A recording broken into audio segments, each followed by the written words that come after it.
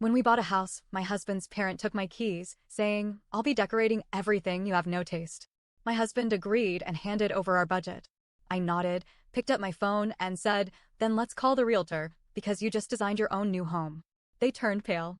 When my husband, Sam, and I bought our first home, I thought it was going to be an exciting new chapter. Finally, our own space. No landlords, no roommates, no asking permission to put a nail in the wall. I was already imagining how I'd decorate, the furniture I'd buy, the little personal touches that would make it feel like home. But then his mother, Barbara, got involved. Sam and I spent months looking for the perfect house. We had a decent budget, and after a long search, we found one. 3 bedrooms, a big backyard, and plenty of space for us to grow. It needed some work, but that was part of the fun, making it ours.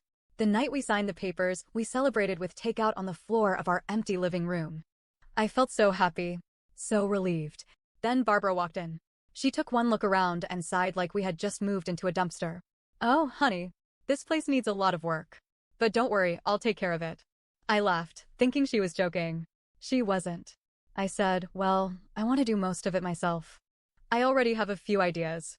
Barbara smiled like I was a child who had just announced I wanted to be an astronaut when I grew up. "You don't have to worry about a thing. I'll make it beautiful." She turned to Sam and put a hand on his arm. "You know I have good taste, right?" And Sam, my husband, my supposed partner, said, "Of course, Mom." I should have known then. The next morning, Sam texted me while I was at work. "Mom has some great ideas for the house. She's gonna help us with the renovations." I stared at my phone. First of all, we hadn't even unpacked yet. Second, I never asked for her help. I got home and found her measuring the walls. She had paint samples, fabric swatches, and a whole-ass notebook full of ideas. I've already made a list of what we need to fix. I'll call some contractors tomorrow. I was too stunned to speak. Sam walked in, looking totally fine with this. Then I saw it. He was handing her a renovation budget. I took a deep breath. "What's going on?" "Mom's just helping," he said casually. "Helping? Or taking over?" Barbara actually rolled her eyes. "Sweetheart, trust me. I know what I'm doing. You'll thank me later." I should have stopped it then. I should have put my foot down. But instead, I let it go. Big mistake. A week later, I came home early. Barbara's car was in the driveway. I walked in and found her rearranging furniture. "My furniture." "Oh, good, you're home," she chirped. I was too angry to even speak. Then I saw something that made my blood run cold. My house keys were on the counter. But they weren't where I had left them. Barbara picked them up and slid them into her purse. "I'll keep these," she said. "It'll be easier if I have access while I'm working on the house." I blinked. "Give me my keys." "Oh, don't be silly, sweetheart. You're busy with work, and I'm here all the time anyway. Give me my keys." She hesitated. Then she looked at Sam. And he nodded. "It makes sense, babe. She's just trying to help." I felt like the floor had disappeared under me.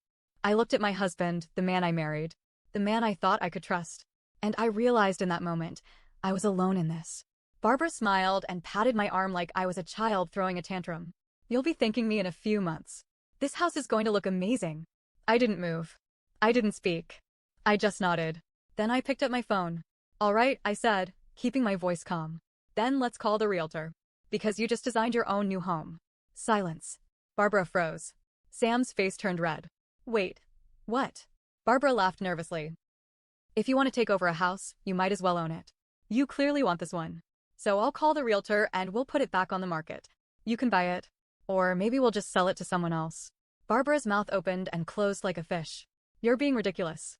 "No, what's ridiculous is me paying for a house I apparently don't have control over. So, you either buy it or you get the hell out of my house." She was speechless. I turned to Sam. "What's it going to be?" He just stood there. Barbara was desperate now. "Now, hold on. We don't need to rush things. Let's just take a breath, okay?" I pulled up the realtor's number. "No rush. But if I don't get my keys back in the next 10 seconds, I'm listing this place." Sam snapped. "Mom, just give her the damn keys." Barbara looked like she had swallowed a lemon. She fished the keys out of her purse and slammed them onto the counter. I picked them up and put them in my pocket. "Good choice." Barbara was shaking with rage. "You'll regret this." I smiled. "No, I won't." Barbara stormed out after handing over the keys. Sam stood there, rubbing his temples like I was the problem. "Jesus, babe, you didn't have to go nuclear." "I didn't have to go nuclear?" "Your mother stole my keys, hijacked our house, and you stood there like a lost puppy." She was just trying to help. I took a deep breath. This is my house. I don't need her help. Sam sighed, running a hand through his hair. Can we just move on? Oh, I moved on, all right. I stopped talking to Barbara completely. I didn't answer her calls. I didn't text back. I didn't invite her over. I wanted my house back. Sam didn't like it. She's my mom, babe. This is putting me in a really bad position. She put you in this position. Not me. We fought about it constantly. But I wasn't giving in. A week later, something strange started happening. One evening, I got home from work and saw a delivery truck parked outside. A guy was unloading boxes onto our porch. Excuse me, I said. What's all this? Furniture delivery, he said, looking at his clipboard. I frowned. I hadn't ordered anything. You must have the wrong house. He double-checked the address. Nope, this is it. Orders under Barbara's name. My blood boiled. I whipped out my phone and called her. Oh, good, it arrived, she chirped. What the hell, Barbara? I ordered some new furniture. The stuff you have is too plain. We didn't ask for this. You'll love it once you see it set up. I hung up and told the delivery guy to take it all back. The next day, another delivery. This time, light fixtures and curtains. The day after, new rugs. I sent everything back. Sam tried to make excuses. She's just trying to make things nice for us. She's trying to take control again. He sighed, but I could tell he knew I was right. I thought that would be the end of it. I was wrong. A few nights later, I woke up to a strange noise. Footsteps. I glanced at the clock. 2:14 a.m. I shook Sam awake. Did you hear that? He groaned. It's probably nothing. Go back to sleep. But I knew what I heard. I grabbed my phone and crept out of bed. I tiptoed toward the living room. The noise got louder, a rustling sound. My heart pounded. I reached the hallway, peeked around the corner, and almost screamed. Barbara. In my living room. She was moving things around. I flipped on the light. What the hell are you doing? Barbara jumped. Oh! I was just fixing the place up. I thought this rug would look better over here, get out! Sweetheart, don't be so dramatic, get out! Sam came running into the room, rubbing his eyes. What's going on? Your mother broke into our house. Barbara scoffed. I used the spare key. The one in the backyard. I glared at Sam. You left a spare key where she could find it? His face turned red. I forgot it was there. Barbara waved her hand. You're overreacting. I grabbed my phone. Either you leave right now or I call the cops. That got her attention. She grabbed her purse, huffed dramatically, and stormed out. I turned to Sam. Fix this. Now. His face was pale. I will. I didn't believe him. For the next few days, she went radio silent. No calls. No texts. No surprise visits. I should have known it was the calm before the storm. On Friday, I got home from work, walked up to my house, and saw a for sale sign in the yard. My stomach dropped. I marched inside and found Sam sitting on the couch, staring at the floor. What the hell is this? He looked up, eyes full of guilt. Mom listed the house. I blinked. She can't list the house. It's not hers. She called the realtor and said we changed our minds. I felt like I was going to explode. I grabbed my phone and dialed Barbara. What is wrong with you? I'm fixing things, sweetheart. You clearly don't want this house. I could barely breathe. If you don't take that sign down in the next hour, I will sue you for fraud. Silence. Then she laughed. Oh, honey, you don't have the guts. I smiled. She had no idea who she was messing with. Barbara thought she could sell my house out from under me. She really thought she could list it behind my back and that I'd just let it happen. She had no idea who she was messing with. The moment she laughed and said, "You don't have the guts," I hung up. I turned to Sam, who was still sitting there looking guilty. Call your mother. Tell her to take the sign down. Now. He rubbed his face. She won't listen to me. Then you'd better make her listen, because if I have to handle it, it won't be pretty. I could see the panic in his eyes. He knew I wasn't bluffing. He called her. It went straight to voicemail. Fine. I'd handle it myself. I grabbed my phone and called the realtor listed on the sign. Hi, I just saw your sign in my yard. Funny thing, though, I never listed my house for sale. The realtor was horrified. Oh my God. I got a call from a Barbara last name. She said she was the owner. She's not. My husband and I own this house. My name is on the deed. You need to take that listing down immediately. The realtor apologized 100 times. She said she'd fix it, that she'd call Barbara and get it sorted. I wasn't done yet. I hung up and pulled up my bank's website. I had one goal now. To make sure Barbara could never pull this crap again. Sam was still watching me, looking helpless. What are you doing? Calling a lawyer. His eyes went wide. Babe, don't you think that's too much? I laughed. Actually laughed. Your mother tried to commit real estate fraud, and you think I'm overreacting? He opened his mouth, then closed it. He knew there was nothing he could say. I found a lawyer who specialized in real estate disputes and restraining orders. By the next morning, I had filed a cease and desist order against Barbara. She was officially warned. If she tried anything like this again, I would sue. The listing was taken down, and Barbara was furious. She texted Sam. How could she do this to me? I was just trying to help. You should have stopped her, I told him. He had no answer. Just when I thought things were settling down, something even crazier happened. A few days later, I was at work when I got a call from an unknown number. I almost ignored it, but something told me to pick up. Hello? A woman's voice. Nervous. Hi. I don't know if this is weird, but are you the owner of our address? Yes. Who is this? I saw your house listed online a few days ago. I called about it, and the woman I spoke to, Barbara, told me it was for sale. My heart stopped. Barbara told you that? Yes. And, she also offered to sell it to me off the market if I paid in cash. I nearly dropped my phone. Wait, what? You mean she wanted you to give her money directly? Yes.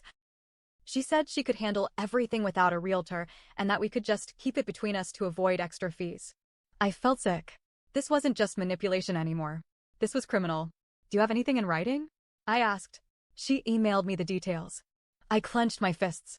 Can you send me everything? Every email, every message? She agreed. By the time I got home, I had the evidence. Barbara had been trying to pull an illegal private sale behind my back. I stared at the emails, my hands shaking with rage. That's it. Sam looked up. What? I'm pressing charges. He went pale. Wait. You don't have to do that. She tried to steal my house, Sam. She was going to scam someone out of their money. And you still want me to let this go? He was silent. That told me everything. I had enough. Enough of Barbara. Enough of Sam's excuses. Enough of being treated like I didn't matter. I went into the bedroom, grabbed a suitcase, and started packing. Sam watched, confused. What are you doing? Leaving. His face fell. Babe, come on. Let's talk about this. I zipped up my bag. Talk? You never stood up for me. Not once. And now, I'm done. I walked past him, suitcase in hand. I had one stop to make before I left. Barbara's house. It was time she faced the consequences. I had one stop to make before I left. Barbara's house. This had gone beyond just controlling behavior. It wasn't about furniture, decorations, or even her breaking into my house. She tried to sell my home behind my back.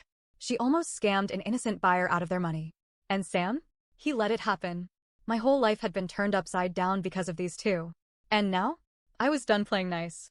Barbara lived in a gated community, but I didn't care. I tailgated the car through the gate, drove straight to her house, and slammed my car door hard enough to shake the windows. I rang the doorbell once. Twice. Then I just started pounding on the door.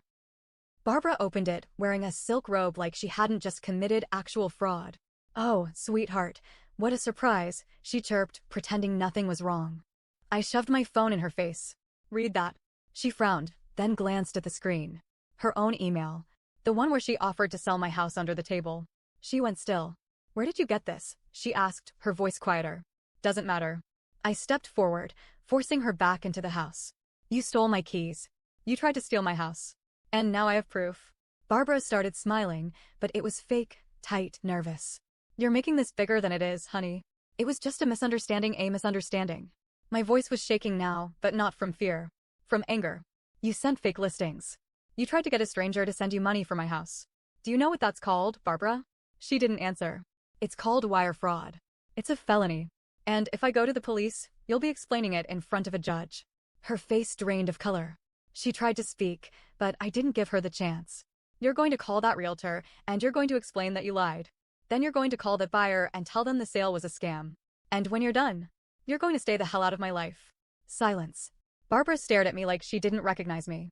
Like she thought she could break me down with some condescending words, just like she always had. Then, suddenly, she laughed. You wouldn't do that. I pulled out my phone and started dialing. Her smile vanished. Wait. Stop. I didn't stop. Okay, she yelped, panic finally setting in. I'll fix it. Just hang up. I stared her down. You have 5 minutes. She scrambled for her phone. And as I watched her fumble her way through her frantic calls, I felt nothing but disgust. I was walking back to my car when I saw Sam's car pull up. He got out, looking exhausted. I knew you'd come here, he said. I threw my suitcase in the back seat. Good. Then you also know I'm done. He flinched. Babe, don't do this. Why not? Because it's inconvenient for you? Because now you'll have to tell people your wife left because you're a spineless coward. He winced. I know I screwed up. I should have stood up to her. I should have told her no. But you didn't. Not when she stole my keys. Not when she broke into our house. Not when she tried to sell it behind my back. You never stood up for me, Sam. His jaw clenched. He had no defense. I thought we could fix this, he said weakly. I shook my head. No, Sam. I fixed it. You let it happen.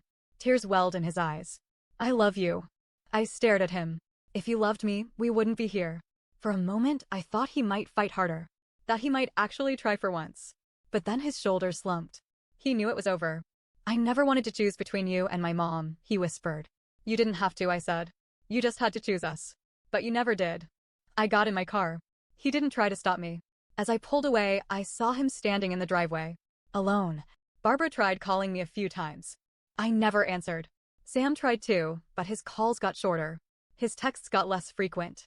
Until finally, they just stopped. I moved into my own apartment. No surprise deliveries. No stolen keys. No one rearranging my furniture while I slept. Just peace. And I didn't regret leaving for a second. Sometimes we think love is enough. That if we just try harder, things will get better. But love isn't enough when someone refuses to stand up for you. It isn't enough when you're treated like you don't matter. And it sure as hell isn't enough when your own husband lets his mother try to steal your house. I should have walked away sooner. But at least I walked away before it was too late.